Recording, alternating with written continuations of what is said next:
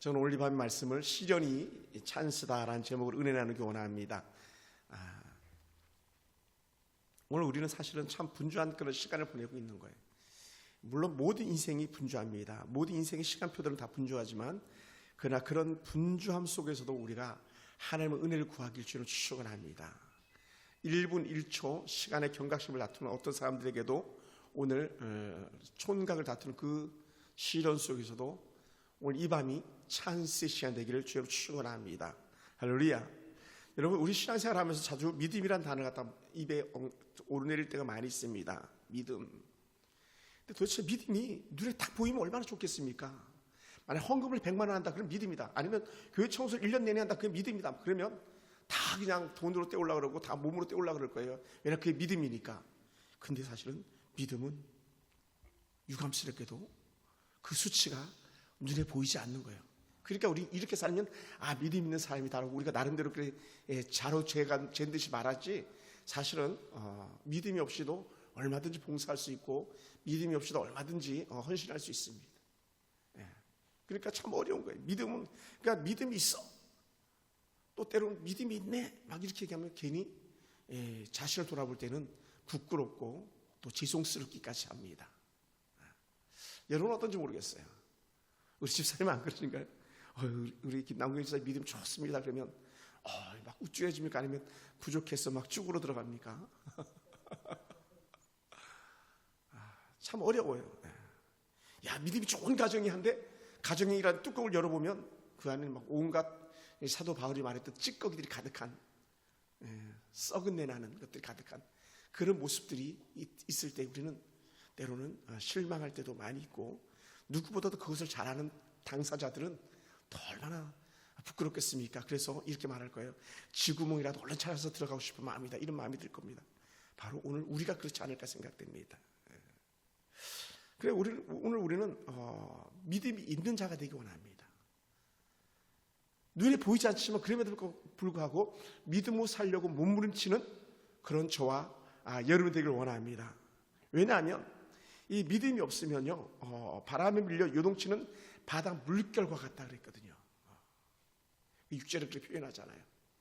막 형체도 없이 밀려오는 그런 삶. 그래서 우리가 믿음으로 산다는 것 자체는 뭐냐면 반드시 이렇게 고백하는 거죠. 나는 절대적으로 하나님이 필요합니다. 하나님이 필요하다. 그래서 제가 오늘 어느 집사님을 만나서 이렇게 얘기했어요. 너무 좋은 집사님이거든요. 안수 집사님. 집사님은 하나님께 감사하다 그러세요. 왜? 집사님은 목사님이 아니시잖아요. 저랑 같이 예전에 노방전도 했던 사람이거든요. 시장바닥 돌아다니면서 예수 전나 불신족 막 외쳤던 사람, 쇼핑백에 전도지 넣어가지고. 그래, 집사님은 목사님이 하나님께 감사하라고, 목사로 사는 게 얼마나 어려운지 아냐고, 이런 얘기를 이렇게 넋두리를 했었습니다. 근데 중요한 건 뭐냐면 그렇게 전도지를 돌리면서 외쳤던 사람들 중에 거의 한 절반 이상이 다 목사님이 되셨거든요. 거의 다 절반 이상. 근데 그렇게 늦깎이로 목회해가지고 막 그 목회 대성한 분은 제 숙소에 한 분도 안 계십니다. 저처럼 이렇게 비리비리하게 그냥 사는 것처럼 보이는 그런 삶을 살고 있지만 그럼에도 되게 귀한 분들이죠. 여러분, 우리는 그리스도로 산다, 이걸 다른 말로 믿음으로 산다는 건데 이건 반드시 필요합니다. 믿음으로 살아야 된다. 그 반드시 필요한 게 뭐냐? 그것은 바로 하나님입니다. 절대적으로 하나님이 필요한 사람이에요. 믿음이 없이는 하나님을 기쁘시게 할 수 없다고 이미 선언해 두었습니다. 그러니까 믿음이 없이는 하나님을 기쁘시게 할 수 없다는 말 자체가 뭐냐면 믿음이 없이는 하나님의 그 크신 은혜, 그 크신 사랑, 그 크신 즐거움을 갖다 누리지 못하고 살아가는 것이죠. 오늘 그러므로 우리는 믿음 있는 사람이 되어서 하나님의 사랑을 느끼고 경험하며 승리하는 저와 여러분이 되기를 원합니다. 할렐루야. 그러다 보니까 믿음을 빼앗아가는 것들이 있더라고요. 그것이 2절에 나와요. 그렇다 우리는 흔히 시험이라고 말할 수 있는 건데 이렇게 표현했습니다. 내 형제들아, 너희가 여러 가지 시험을 당하게 되거든 온전히 기쁘게 여기라는 거예요. 시험을 당하면 기쁘게 여기라. 말도 안 되죠. 시험이 오는데 어떻게 기쁠 수가 있겠어요? 고난이 오는데 어떻게 기쁠 수가 있겠어요? 만약 옆에서 막 그 시험거리 와가지고 막 당장 망하게 생겼고 죽게 생겼는데 야 그걸 기쁘게 여기고 즐겁게 여기 한다면 좀 미친 거 아니야? 이렇게 나오지 않겠습니까? 그런데도 불구하고 오늘 야고보는 우리에게 야 시험 오면 그것을 기쁘게 여겨, 즐겁게 여겨 이렇게 표현하는 거예요. 쉽지 않아요. 더군다나 시험은요 믿음이 좋은 사람에게도 믿음이 없는 사람에게 똑같이 찾아오는 거예요.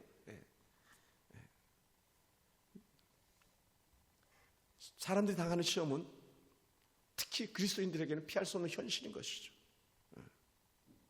그러나 꼭 기억해야 될 때가 있습니다. 하나님께서는 시험을 허락하실 때 분명한 목적과 계획을 가지고 있고요, 하나님께로부터 오는 시험이 아닌 거라면 사단이 우리에게 준다는 거예요. 하나님이 주신 시험이든 사단이 우리를 시험하고 유혹하는 것이든 우리는 두 가지 것을 다 이겨내야 되는 거예요. 할렐루야. 하나님이 주시는 시험도 이겨내야 됩니다. 사단이 주는 템프테이션, 유혹도 이겨내야 됩니다. 어느 건 이겨내고 어느 건 지금 이렇게 하는 게 아니에요. 우리는 두 가지 다 이겨내야 되죠. 믿음의 선배들이 그 두 가지 속에서 늘 싸웠어요. 늘 두 가지를 이겨내는 그런 삶을 살았습니다. 근데 믿음의 대선배들도요, 중요한 건 뭐냐면 때로는요 시험에 빠져가지고 헤어나지 못하는 그런 데들도 있어요. 그러다 정신 차리고 근신 차리고 깨어있어가지고 다시 일어나게 된 얘들이 바로 믿음의 선배들이 가졌던 은혜예요. 할렐루야. 그래서 하나님께서 우리에게 시험을 허락할 때 분명한 은혜가 있는데 그것은요 우리를 통해서 더 큰 그릇으로 만들기 원하는 하나님의 은혜예요. 더 좋은 믿음의 사람 빚어가게 하는 은혜인 줄 믿습니다. 할렐루야. 더 좋은. 그래서 제가 묵상했던 것 중에 하나가 뭐냐, 지난주 설교했을 때 얘기했던 대기만성이다 이렇게 얘기했던 거예요. 저는 대기만성이다 이렇게 막 혼자 좌우명하겠다 그랬잖아요. 난 대기만성이야. 지금은 형편없고 보잘것없어 보여도 서서히 이 시험과 고난을 딛고 나는 더 좋은 그리스도로 자랄 거다라고 하는 그런 영적 그런 확신 속에서 저의 미래를 맡겨보는 거죠. 여러분, 제가요 무거운 걸 잘 못 들어요. 80회도 제가 여동생한테 진다 그랬잖아요. 왜 그런지 아세요? 왜 나는 힘이 없을까요? 이유는 단 하나예요. 무거운 걸 들어보질 않은 거예요. 무거운 걸 자꾸 들어보면 무거운 걸 들 수 있는 근력이 생겨나는 거예요. 에너지가 생겨나는 거예요. 물속에서 제가 이렇게 수영을 잠깐 할 때 물속에 잠수하잖아요. 처음에는 남경유산 정도까지나 갈까 말까. 근데 나중에는 좀 더 저 끝에까지 가는 거예요. 잠수로 쭉 가는 거예요. 왜? 그만큼 폐활량이 조금씩 늘어나는 거예요. 계단을 오를 때도 여러분 3층까지 올라가는 건 일도 아니에요. 왜? 우리는 맨날 3층까지 올라와 봤으니까. 또 우리 아파트, 우리 사는 집은 5층까지밖에 없으니까 5층까지 계단 타고 올라가면요 일도 아니에요. 근데 6층 때까지는요 헉헉대서 못 올라가요. 7층, 8층, 9층은요 말도 안 돼요. 왜? 내 에너지는 5층까지 맥시멈으로 고정시켜져 있는 거예요. 왜? 그것만 올라가 봤기 때문에, 그 무게만 들어봤기 때문에. 그래서 제가 가끔 옥상에 올라서 줄넘기를 해볼 때가 있었는데 최근은 안 했습니다만은 줄넘기 100개를 넘기려고 몸부림쳐요. 근데 100개를 넘기다 보면 120개, 130개, 140개까지 넘어가요. 왜? 100개를 계속 좀 반복하면서 조금씩 늘려가다 보니까. 오늘 우리의 믿음도 하나님께서 우리를 더 좋은 그릇으로, 더 영적 체력이 있는 사람으로 빚어 가시기 위해서 때로는 툭툭 시험거리들을 던질 때가 있다는 것이죠. 그러다 보니까 어떻게 돼요? 우리는 그 시험을 읽을 때마다 영적인 체력이 강화되는 거예요. 할렐루야. 여러분, 그 믿음의 사람들이 시험을 이겨내는데, 그 큰 고난을 이겨내는데 믿음 때문에 당하는 시험에는 항상 하나님께서 개입해 주시고 하나님께서 건져주시더라고요. 여러분에게도 그런 은혜가 있길 주님을 축원합니다. 다니엘이 사자굴에 들어갔지만 그가 살아나왔습니다. 근데 그가 들어간 것은 사탄이 했던 건데 살아나오게 하신 것은 하나님께서 하시는 거잖아요. 악한 사단은 우리가 갖다 고난 중에 처박지만 그 고난에서 건져내시는 분은 우리 하나님이셨어요. 다니엘만 그랬을까? 우리가 잘 아는 그 사드락 메사 아벤노고 세 친구도 그랬잖아요. 많은 믿음의 선배들이 그 시험 속에서도 들어가게 하는 건 사단이었지만 나오게 하는 건 하나님 것을 경험하는 거예요. 언제? 믿음을 가지고 지키고 있을 때. 털썩 주저앉아가지고 야, 나 사자굴 들어가면 끝났어. 거기서 끝나는 게 아니었거든요. 예하부대에서 근무했던 우리 김 목사님이 이런 얘기를 하시다. 지난주에 주중에 오셔가지고 얘기를 드론드론 하다 갑자기 이런 얘기를 했어요. 저랑 사령부에 있다가 내가 예하부대 내려보낸 그런 군종이었는데 대대장이 완전 개 또라이였다고 이렇게 얘기해. 나름 천주교 신자였는데. 그러면서 수많은 부대원들이 있는 데서 군종병을 세워놓고 이렇게 얘기하더라. 군종병 일어나라 그래가지고 뭐라 그랬냐? 하나님이 높냐 하느님이 높냐? 로맨 캐톨릭에서 하느님이라 그러고 우리는 하나님이라 그러거든요. 우리 유일하신 하나님. 여러분 사실은요, 로맨 캐톨릭에서 말하는 하나님도 사실은 우리가 섬기는 하나님과 같은 하나님이신데 국어상 표기법만 다를 뿐이지. 근데 그런 거예요. 그러니 이 병사가 얼마나 황당했겠어요. 겨우 일병 나부랭이가 가가지고 대대장 육군 중령이 그 부대 총대장이 일어나가지고 하느님이 높냐 하나님이 높냐라고 말해봐 했는데 아무 말을 안 했답니다. 그러니 대대장이 겸연쩍어진 거예요. 못 쓰게진 거죠. 그래 알았어 그냥 앉아 이렇게 했대요. 그리고 나서는 즉시 그 병사들이 해산하고 나서 내후반으로 들어갔는데 반 죽었답니다. 내후반 반원들한테. 야 임마, 대대장이 물으면 대답을 해야지. 왜 말 안 했어? 근데 자기는 말을 할 수가 없더라는 거예요. 그러니까 말 안 하는 게 차라리 그 친구에게 더 잘 된 거죠. 그래서 제가 제 경험을 또 얘기했죠. 아 그러냐, 나도 그거 비슷한 경험이 있었다 하면서 제가 술잔 돌릴 때에, 사령관님 술잔 돌릴 때에 약 200명의 군 간부들만 딱 모여있는 자리에서 술잔을 돌릴 때에 사령관님 제가 이 술잔을 받지 않고 더욱 충성하겠습니다 했을 때에 분위기가 쫙 쌓여지는 그 분위기 있잖아요. 그것도 송년, 말년, 망년회 회식 자리에서 기분 좋게 하늘을 바치는 그런 자리에서 사령관이 차를 받지 않겠다니까 막 졸지 난리가 났던. 그런데 사령관님이 지혜로운 분이셨어요. 그래? 그럼 이 잔 받아 하면서 옆에 있는 다른 음료수를 따로 주셨던 그런 경험을 했었는데 쉽지 않아요. 여러분, 여러분에게 찾아오는 시험거리를 이겨낸다. 결코 쉽지 않습니다. 그런데 어떻게 돼요? 우리는 도망가고 우회해서 하는 게 아니라 정면 승부하는 거예요. 할렐루야. 나 사자굴에 안 들어갈래요. 나 불구덩이 안 들어갈래요. 막 그렇게 하지 않았다는 거예요. 우리가 잘 아는 선배 주기철 목사님이 하늘 가는 밝은 길이 그냥 찬양 부르면서 옆길로 돌아와서 가지 않았어요. 그 앞에 놓이는 못 방석을 갖다 그대로 밟고 지나간 거예요. 우리 같으면 야 한 번만 모른다 그러고 그냥 속으로 그래도 지구는다 이렇게 누구처럼 말하지. 꼬집꼬집 부려가지고 그렇게 죽냐. 만약 이렇게 말할 수도 있었겠지만 그러나 그렇지 않다는 거예요.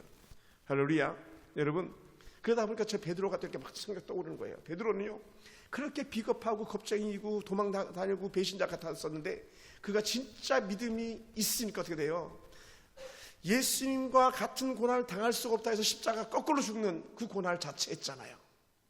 베드로야 너가 로마 안 가면 내가 갈게. 예수님이 나타나셔서 말씀하실 때에 내가 그럼 로마로 들어가겠습니다 해가지고 로마에서 십자가 거꾸로 달려 죽었다라고 하는 설화가 전해지고 있잖아.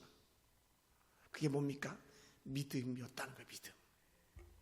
큰 시련인데 그 큰 시련이 더 큰 믿음의 징표가 된 거예요. 할렐루야. 아 놀라운 거예요 이건요. 우리가 시험거리를 만날 때 기쁘게 여겨야 될 이유가 있다면 악한 사단의 영적 도전이기 때문에 그렇습니다. 여러분, 그리스도인들은요 경건하게 하나님 뜻을 쫓아 살려고 하면 할수록 더 큰 고난이 찾아오는 것이죠. 아예 그냥 그 사도 바울은 대놓고 선언을 해버렸어요. 어떻게 했냐? 디모데후서 3장 12절을 보면요, 그리스도 예수 안에서 경건하게 살고자 하는 자는 박해를 받을 것이다. 다른 말로 고통을 받을 거야. 너 그래도 예수 믿겠어? 막 이렇게 물어보는 게 쉽게 얘기하면 그런데 어떻게 돼요? 믿음의 사람들은 담대하게 그 길을 가는 거죠. 물론 다 그런 건 아니에요. 중간에 그만둔 낙오자들도 있어요. 같이 가는 거예요.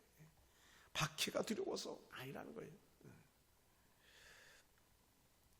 우리가 잘 아는 온전한 그리스도인, 온전한 하나님의 사람, 욥 같은 사람, 구약에 나오는 욥기의 욥. 욥 많은 사람, 우스당에 너가 욥 같은 사람 본 적 있어? 그런 사람 본 적 있으면 나와봐, 막 그러잖아요. 그럴 때 사단이 딱 유일하게 사단이 나와가지고 어떡합니까? 하나님이 너무 잘해주시니까 욥이 저런 거죠. 하나님께서 욥에게 먹고 살만하게 해주시니까 그런 거죠 하면서 욥을 갖다가 막 깎아내리기 시작하는 거죠. 하나님은 욥을 어떻게 평가했습니까? 욥기서 2장 3절에 보면요, 내가 내 종 욥을 주야에 보았느냐? 그와 같이 온전하고 정직하여 하나님을 경외하며 악에서 떠난 자가 세상에 없느니라. 하나님을 경외하며 악에서 떠난 자가 세상에 없다. 그런데 여기에 우리가 또다시 이렇게 우리는 는하고 이렇게도 표현할 수 있을 것 같아요. 세상에서 하나님 제일 잘 믿었다가 세상에서 가장 큰 고통을 당했던 사람, 이렇게 할 수 있을 것 같아요. 성경 어디를 뒤져봐도요, 욥만한 고난을 당한 사람이 없거든요. 우리는 열아들 안 잃어봤잖아요. 아들 하나만 잃어도 우리 하늘이라 무너지는 줄 알잖아. 내가 정말 당하는 조금만한 질병만 있으면 내가 막 당장 죽을 것 같이 여겨져가지고 우리는 막 입이 튀어나오잖아. 하나님 도대체 나한테 왜 그러시냐고 막 그러잖아. 여러분 생각해보면 열아들 다 잃었잖아요. 열아들 딸 다 잃었잖아요. 아들 딸 10명 다 잃었잖아. 그것도 일순간에. 그것도 압사. 지붕이 무너가지고 파티하다 지붕이 무너져 한날 한시에 다 죽는 거 아닙니까? 그래서 여기 할 말이 얼마나 많겠어. 하나님 나한테 왜 그러세요? 물론 그 앞에는 재산 다 뺏겼습니다. 종들 다 죽어나갔습니다. 그리고는 아들 딸 달고 나서 그 다음부터 자신의 육체를 치는 그 고통 속에 있었어요. 누가 그랬겠습니까? 사단이 그렇게 했잖아요. 하나님이 허락하심 속에서. 그런데도 불구하고 그는 하나님을 부인하지 않았다는 거예요. 우리 같으면 내 믿음 생활은 여기까지야. 그리고 세상으로 나갈 텐데. 우리 교회 그런 사람들 많이 있잖아요. 목사님 우리 딸만 살려주면 내가요 목사님 충성해서 교회 잘 다니겠습니다 했더니 딸 건져주니까 그냥 딴 데로 가버려가지고 아예 신앙생활 안 하는 그런 사람도 계시거든요. 딸이 힘들 때 그렇게 저한테 막 붙잡고 물고 늘어지더니. 그러니까 우리는 그러니까 참 연약한 거예요. 부족한 거예요. 먹고 살만하면 내 하나님이 어디 있느냐? 난 내대로 살겠다 그렇게 고백할 때가 얼마나 많이 있습니까?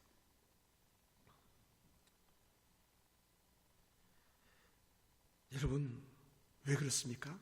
사단은 그리스도인들을 시기 질투하는 거예요. 그리고 그리스도인들이 온전해질수록 어떻게 돼? 천국 문은 점점 좀 넓어지고 지옥 문은 점점 좁아지는 거예요. 그러니 어떻게 돼요? 지옥 문을 넓히기 위해서 사단은 그리스도인들을 넘어뜨리려고 애쓰는 거죠. 하나님을 잘 믿는 모습을요 보기 싫어하는 것이 사단입니다. 그래서 온전한 그리스도인 몸은 사단은 일을 가는 거죠. 일을 갈아요. 그래서 교회 안에서도 믿음 좋은 사람 보면 막 어떤 사람들 막 시험거리 던져가지고 막 얼마나 많이 힘들게 했었습니까? 예전에 우리 김용현 권사 같은 분은 얼마나 많이 고난을 당했습니까?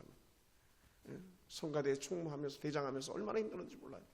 가만히 안 내버리는 거예요. 막 올려놓고는 가만히 안 내버리고. 그리고 결국 나가 떨어지고 막 했잖아요. 그러니까 어떻게 성가대 아예 자취도 감춰져 버렸잖아요. 사단이 그렇게 하는 건데. 그걸 이겨내지 못한 거죠. 그걸 이겨내야 되는데 그걸 이겨내지 못한 거예요. 시험 끌고 오니까 그걸 이겨내야 되는데 난 여기까지 땡 끝. 괜히 비싼 성경책만 한 권 사주고 그냥 떠나버리셨어요. 아깝게. 그러니까 믿음으로 사는 사람은요, 또 온전한 가정은요, 사단이 온갖 수단과 방법 다 동원해서 무너뜨리려고 애쓴다는 거예요. 그걸 누가 잘 알아요? 야고보가 잘 알고 있는 거예요. 그러니까 우리가 온전해질수록 더 악한 사단의 표적이 될 수 있습니다. 사단의 공격거리가 될 수 있습니다. 그런다고 해서 우리가 믿음을 저버렸어야 되겠느냐? 그럴 수 없느니라는 거예요. 할렐루야. 한번 따라해보세요. 그럴 수 없습니다. 시험이 오면 올수록 더 하나님을 바라보겠습니다. 아멘. 더 하나님을 바라보는 거예요. 또한 왜 하나님께서 우리에게 그런 시험거리를 주느냐? 우리 영적 성장을 주시기 위함이 있는 거거든요. 자람이라고 그러죠. 자람. 잘하게 하기 위해서. 만약에 시험거리가 없고 징계가 없으면요, 우리 뭐라고 말합니까? 히브리서 기자는 사생자라고 얘기해. 너 본 자식 아니야. 예를 들어서 죽어온 자식이야. 이렇게 하는 거죠.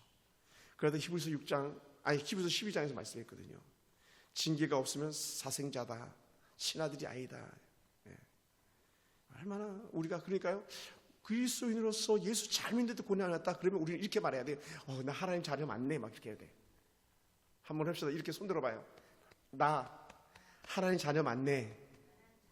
아멘. 내 하나님 자녀인 거야. 하나님 자녀 아니면요, 흔들지 않아요. 하나님의 자녀 아니면요, 시험거리도 없어요. 왜? 마귀는 관심 바뀌지. 어차피 지옥으로 들어갈 거니까. 하나님의 자녀니까 하나님 시험거리 좋아가지고 이겨내게 하고 견뎌내게 하신 건 하나님인 줄 믿으시기 바랍니다. 할렐루야. 그래서 하나님은 우리를 사랑하시기 때문에 때로는 징계를 통해서 우리 영적 성장을 거듭나게 합니다. 때로는 좀 막대기를 들어가지고 우리 치심으로 우리 영적 성장을 이루는 그런 하나님이신 줄 믿습니다. 그리고는 그 큰 고통을 통해서 우리는 하나님께 더 가까이 나가게 하시는 그런 하나님이시라는 것이죠. 할렐루야. 그러고 사랑하는 성도 여러분, 우리가 내 속에 큰 고통이 찾아올 때, 시련이 찾아올 때 이렇게 말하는 거예요. 야, 찬스다. 어떻게? 하나님께 더 가까이 나가는 찬스, 하나님을 더 잘 아는 찬스, 하나님께 승리한 것을 맛볼 수 있는 기회라는 거예요. 그러므로 야고보가 기쁘게 여기라 했던 거죠. 1장 2절에서 기쁘게 여기라. 그러니까 시편의 기자들도요, 그런 고백들을 많이 했어요. 시편 119편 71절에는요 아주 그냥 대놓고 말했어요. 뭐라 그랬냐? 고난 당하는 거 그거 내게 유익이야, 유익. 야, 고난이 유익이래요. 고난이 유익이라고. 왜 그러냐 했더니 이렇게 말씀합니다. 시편 119편 71절에서는요, 고난 당하기 전에는 내가 그릇 행하였더니 이제는 주의 말씀을 지킵니다. 고난 당하기 전에는 내가 막 내 멋대로 산 거예요. 개 막론을 산 거죠. 그런데 고난을 당해보니까 아이고 하나님 내가 잘못했습니다 이렇게 되는 거예요. 이렇게 말한 사람 누구다? 진짜 자녀예요. 진짜 자녀. 진짜 자녀는 고난이 찾아올 때 하나님 내가 잘못했습니다 되는데, 가짜들은요 그렇게 하지 않아요. 하나님이 어디 있어? 세상은 나가 끝나는 거예요. 대만은 제 갈 길로 갔고처럼 고난이 찾아왔는데 제 갈 길로 가버리는 거죠. 그러니까 지난주에 우리가 영상을 봤던 권호중 집사님 같은 경우는 탁월한 고백을 한 거예요. 마귀는요 마침표가 뭔지 아십니까? 너 죽어. 야, 너 따위가 살아서 뭐하냐? 너가 그런 죄 짓고 살아서 뭐하냐? 죽어 그런다잖아요. 그러니까 자살하는 거예요. 사람들이.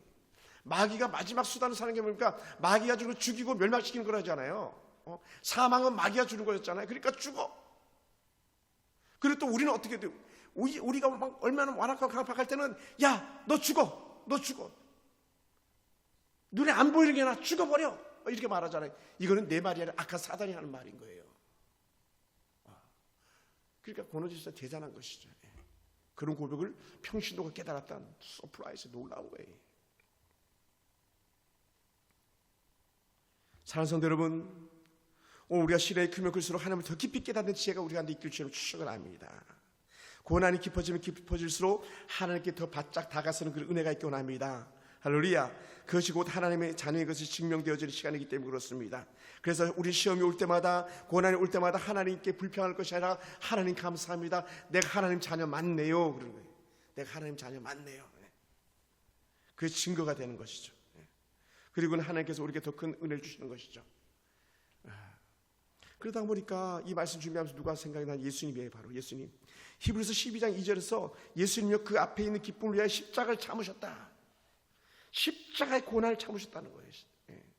우리가 감당하는 고통은 결국 영광과 생명의 면류관으로 이어지는 그 십자가의 고난이었다는 거예요. 그래서 이 십자가의 고난이 뭡니까? 3절에 이렇게 표현했어요. 너희 믿음의 시련이 인내를 만들어내는 줄 너희가 알미라. 인내. 시련이 찾아오는 건 견디는 시간이다. 할 수만 있으면 견디는 시간이 짧았으면 좋겠어요. 그런데 때로는요 견뎌야 될 시간이 긴 시간들도 있어요. 하나님 도대체 어느 때까지니까? 이게 믿음의 선배들이 했던 고백이거든요. 이 고통이 하나님 어느 때까지니까? 근데 하필이면 1년도 아니고 2년도 아니고 7년도 아니고 70년. 너희 70년은 징계야. 근데 하나님의 은혜가 뭡니까? 70년이 딱 되니까 어떻게 돼요? 1차 포로, 2차 포로, 3차 포로 다 돌아오는 그런 시간이 되잖아요. 그럼 우리는 시련을 통해서 하나님의 놀라운 은혜가 있음을 믿습니다. 그리고 이 시련이 끝난 다음에 찾아오는 게 뭐냐면 블레싱, 축복인 거예요. 축복. 우리 주님도 그 십자가 고난을 이기신 다음에 놀라운 은혜를 누리게 되시죠. 참 하나님이심이 증명되어진 거죠. 그러다 보니까 여러분, 세상의 고통의 사이즈들이만 다양할 거예요. 고통의 크기들이 아주 다양합니다. 근데 지금 대부분 자신이 당하는 고통이 세상에서 제일 큰 고통이라 여길 거예요. 내가 당하는 고통이, 내 많은 고통이 어디 있어? 우리 집처럼 어려운 고통이 어디 있어? 우리 교회처럼 어려운 고통이 어디 있어? 우리나라처럼 어려운 고통이 어디 있어? 막 이렇게 다 자기 입장에서 생각하는데, 제가 설교를 준비하면서 그렇지 않았어요. 세상의 어떤 환자들보다도 지금 내 손톱 밑에 가시가 가장 크게 아프게 여기는 거죠. 이만한 고통이 있으면 나보러 막 그럴 거예요. 어떤 사람은 눈이 잘 안 보입니다. 희미하게 보입니다. 야, 희미하게 보이는 이 고통보다 더 큰 고통이 있으면 나보라 그래. 막 말도 안 되는 고통이 있는데도 불구하고 우리 그렇게 말할 때가 많아요. 그런데 그렇지 않다는 거예요. 그러다 보니까 가장 큰 고통의 사이즈는 뭐냐? 독생하신 아들을 갖다가 세상에 보내시는 하나님의 고통이에요. 하나님이신 예수님이 이 땅에 오시는 것, 이건 정말 말로 할 수 없는 고통이거든요. 그것도 수치와 조롱거리, 마구간에서 아이가 나온다. 이건 얼마나 수치스럽습니까? 산모는 어떻습니까? 좋은 환경에서, 그렇게 좋은 환경에서 애를 낳아도 정말 낳을까 말까인데 생명이 왔다 갔다 하는데 놓을 자리가 없어가지고 마구간에서 태어나는 그런 예수님, 이 많은 고통을 갖다가 하나님이 감당하시는 거예요. 사람들이 얼마나 많은 수치와 조롱거리가 되었습니까? 죄 없는 아들이 죄인의 상징이 십자가를 지신 것을 우리 하나님은 보셔야만 했잖아요. 결정적인 그 고통은 거기서 끝나는 것이 아니라 죽음으로 끝나는 거였대잖아요. 그래서 그 하나님의 낮아심 그 말할 때에 그 가장 큰 비하는 죽음이고 무덤의 장사지냄이라고 그랬거든요. 무덤의 장사지냄, 끝. 말로 하면 끝. 이게 가장 낮아지심, 가장 큰 고통의 사이즈였던 것이죠.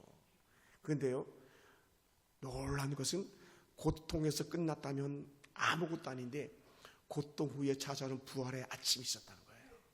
할렐루야. 부활의 아침이 있어요. 우리는 죽음 뒤안길에 무엇이 기다리고 있는지를 우리는 그걸 봐야 됩니다. 부활의 아침이 기다리고 있는 거예요. 그러다 보니까 히브리서 기자는 너무나도 잘 알았던 것 같아요. 이렇게 말합니다. 히브리서 12장 2절에서 뭐라 표현했냐면, 믿음의 주요 온전하게 하신 예수를 바라보자. 그는 그 앞에 기쁨을 위하여 십자가를 참으사 부끄러움을 개의치 아니하시더니 하나님 보좌 우편에 앉으셨느니라. 근데 왜 이 히브리서 기자가 이 말을 해야 했냐면, 히브리서 11장에는 믿음의 선진들이 당했던 고통을 아주 많이 열거해 놨거든요. 어떤 사람 토부록 체험을 당하면 막 이렇게 나오잖아요. 그런데 그 고통스러웠는데도 불구하고 그들은 그것을 참았다. 또 누구도 참았냐? 예수님도 참았다. 이렇게 얘기하면서 우리도 참아라 이렇게 말하는 거예요. 한번 따라하면서 참읍시다. 끝까지 인내합시다. 아멘. 할렐루야. 왜냐하면 그 큰 인내 이후에 찾아오는 게 보호자 우편에 앉으신 예수님처럼 우리에게는 영생의 면류관이 기다리고 있는 것이죠. 그래서 시험을 참는 자가 복이 있다. 시험을 겪는 자가 복이 있다. 주께서 자기를 사랑하는 자한테 약속한 생명 면류관을 얻을 것이라고 야고보서 1장 12절에서 결론적으로 이렇게 말하고 있습니다. 그러므로 우리가 시험 당하면 당할수록 영생의 기쁨이 우리 가운데 있는 줄 믿으시기 바랍니다. 할렐루야. 영생의 기쁨이 우리 가운데 있습니다. 그리고 우리가 칭찬과 존귀함을 얻습니다.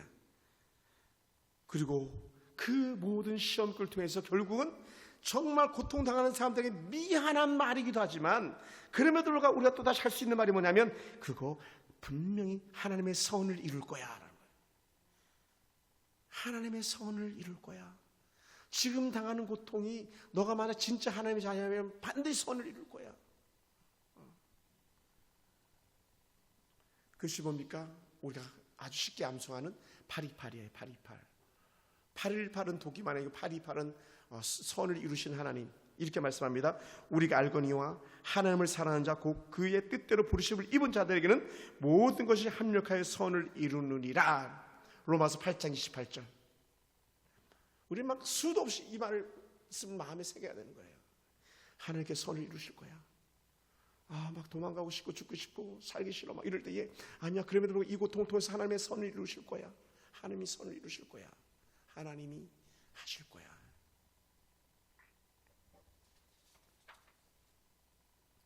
그리고는 구약 이사야 선지자는 그런 고통 속에 이렇게 고백했어요. 하나님께서 내게 이 큰 고통을 더하신 것은 내게 평안함을 주기 위함이다라고 고백했어요. 히브리 히스기야 역사 속에 나오는 건데 이사야서 38장 17절에서요.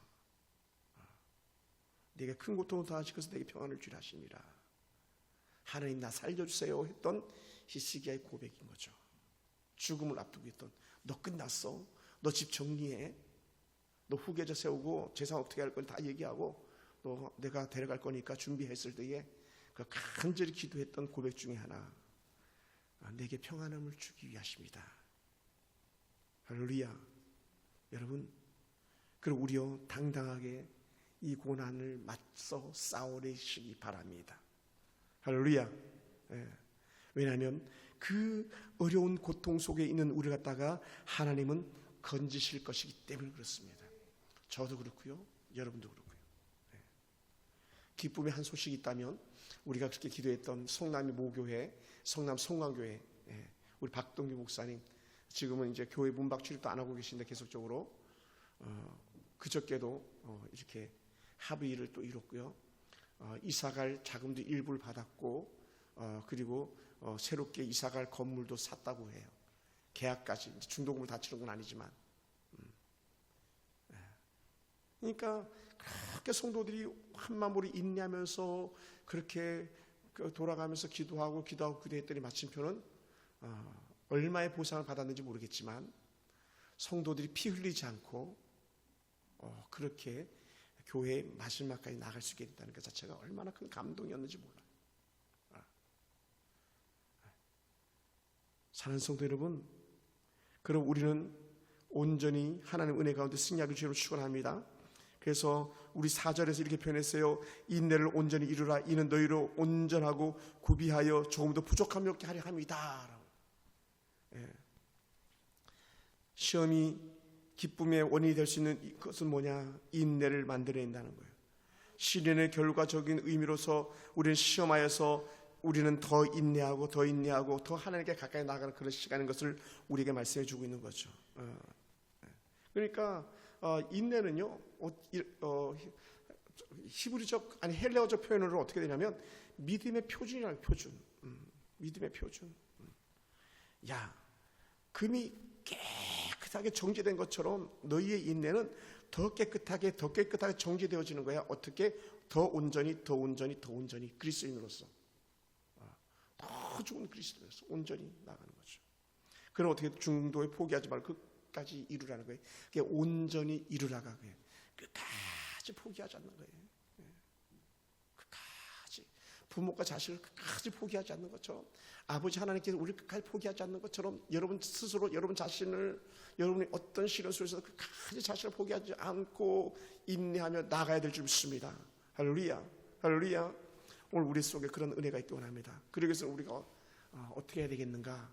우리 영적 성장, 믿음의 성장, 시를 이기기 위해서는 우리가 어떻게 해야 되겠는가? 아주 간단합니다. 뭐냐? 그게 1장 5절이에요. 한번 읽어볼까요? 우리 야고보서 1장 5절. 너희 중에 시작. 너희 중에 누구든지 지혜가 부족하거든 모든 사람에게 후히 주시고 꾸짖지 아니하시는 하나님께 구하라. 그리하면 주시리라. 갑자기 생뚱맞게 방향을 전환하면서 기도해 이렇게 말하는 거예요. 너 그 이기기 어려워? 너 견디기 어려워? 기도해. 그러면 이제 그리스도인들이 가지고 있는 특징 중에 하나가 뭐냐면 기도해 그럼 다 끝나는 거야 사실은. 근데 그 말이 위로가 안 될 때도 있는 것처럼 여기질 때가 있어요. 그런데 중요한 것은 그럼에도 불구하고 우리의 방법 마지막 결정키는 기도키밖에 없다는 것을 야고보가 우리에게 말해주고 있는 거예요. 뭐라고? 지혜롭지 못하면 기도해. 이길 힘이 없으면 기도해. 견딜만 하지 못하면 기도해 그러는 거예요. 할렐루야. 그래 기도하라. 왜냐하면 하나님께서 후히 주신다. 이기기 위해서 지혜를 주신다. 시험을 이기게 하신다. 끝까지 이기고 또 이기게 하실 거니까 너희가 그래서 기도하는 거야. 계속 기도해 그러는 거예요. 할렐루야. 그럼 우리가 기도할 때 어떻게 해야 되냐? 아까 얘기했던 시련 파도 얘기하면서 이렇게 말씀하는 거예요. 오직 믿음으로 구하고 조금도 의심하지 말. 1장 6절. 믿음이 없는 기도는 응답을 기대할 수 없기 때문에 그러고요. 믿음이 없이 기도하는 것은 두 마음을 품고 있는 거예요. 설마 되겠어?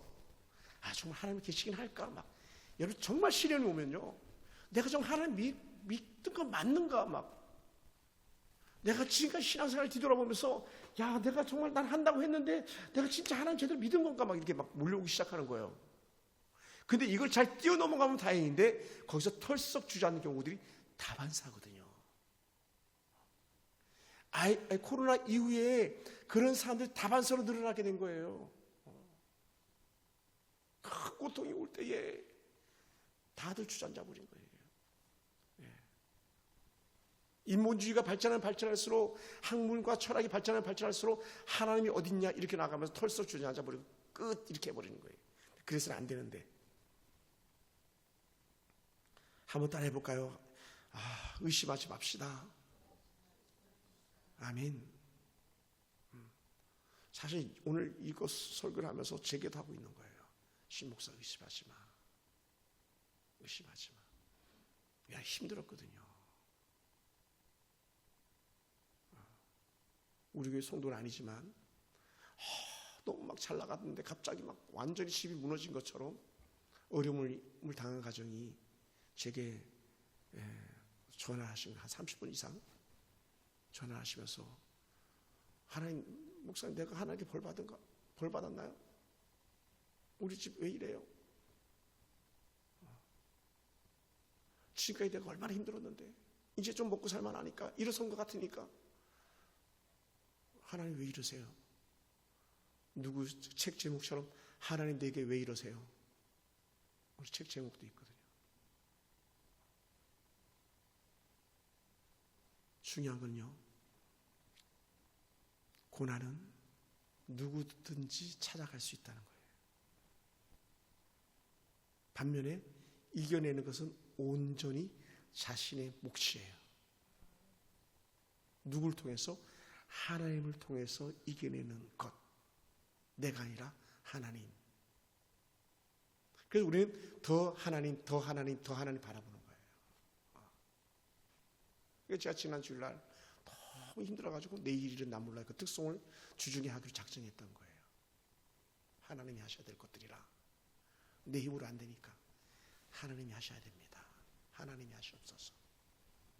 얼마나 많은 시험거리들이 있고 얼마나 많은 고난들이 있는지. 좋은 소식이 있을 때는 거의 전화들이 없어요. 힘들고 어려울 때 그럴 때 전화가 찾아오지. 그럴 때 하나님이 도우셔야 됩니다. 하나님 도와주세요. 이 고백밖에 없는 거죠. 그러므로 사랑하는 성도들, 우리가 믿음으로 기도할 때에 하나님께서 반드시 응답하실 것을 기대하시기 바랍니다. 할렐루야. 말씀을 마무리합니다. 우리는 시련과 시험을 피할 수 없습니다. 그러나 시련과 시험을 이겨낼 수는 있습니다. 이겨낼 수는 있어요. 누군가는 그것을 이렇게 말한 적도 있어요. 우리 청년 때 흔히 성경 공부할 때 많이 얘기하는 건데, 새가 내 머리 위에서 나는 거는 내가 어쩔 수 없지만 새가 내 머리 위에 앉지 않도록 하는 걸 우리가 할 수 있어, 이렇게 얘기하는 거예요. 또 다른 거 하나, 생각이 나는 건 어쩔 수 없지만 생각이 난 것을 실행하지 않을 수 있는 것은 내가 해야 될 몫이라는 거예요.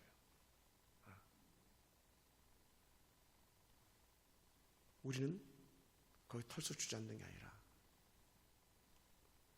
그리고 우리가 힘의 좋은 시간이 찾아올 때에 단전해야 될 것 중에 하나가 뭐냐면, 그럼에도 불구하고 기뻐해야 된다는 거예요. 말도 안 되는데. 말도 안 되잖아요. 지금 자식놈이 죽어나가는데, 남편이 죽어나가는데, 아내가 죽어나가는데 기뻐하라고? 말도 안 되잖아요. 지금 내가 죽음이 문턱에 와 있는데 기뻐하라고? 말도 안 되잖아요. 그럼에도 불구하고 기뻐하고 즐거워하라. 항상 기뻐하라는요, 조건 없는 기쁨이잖아요. 인내하라, 조건 없는 인내잖아요. 상황이 좋을 때만 인내하는 것이 아니라 상황이 나빠도 우리 인내해야 된다는 거죠. 그리고 믿음으로 기도하면서 뭐라고요? 하나님께 구하라. 뭐를? 지혜를, 어떤 지혜? 그 고난을 이겨낼, 그 시험을 이겨낼 지혜를 구하라. 오늘 저와 여러분이 그랬으면 좋겠어요. 우리 더 많이 기도하지 않아도, 더 많은 말을 하지 않아도 여러분 속에 믿음 가지고 하나님 나를 도우시옵소서, 나는 하나님밖에 없어요, 이 고백했으면 좋겠습니다. 왜요? 시험을 이기는 이에게는 아까 읽었던 12절 말씀, 생명의 면류관이 우리 가운데 보장되어져 있기 때문에 그렇습니다. 그러므로 우리는 생명의 관을 받기 위해서 시련을 찬스로, 면류관을 받는 찬스로 사용하는 저와 여러분 되길 주여 축원합니다. 할렐루야. 한번 기도하겠습니다. 하나님 감사합니다. 하나님, 그 어떤 시련, 어떤 유혹도 넉넉히 이겨낼 만한 힘이 우리 가운데 임하게 도와주시기 원합니다.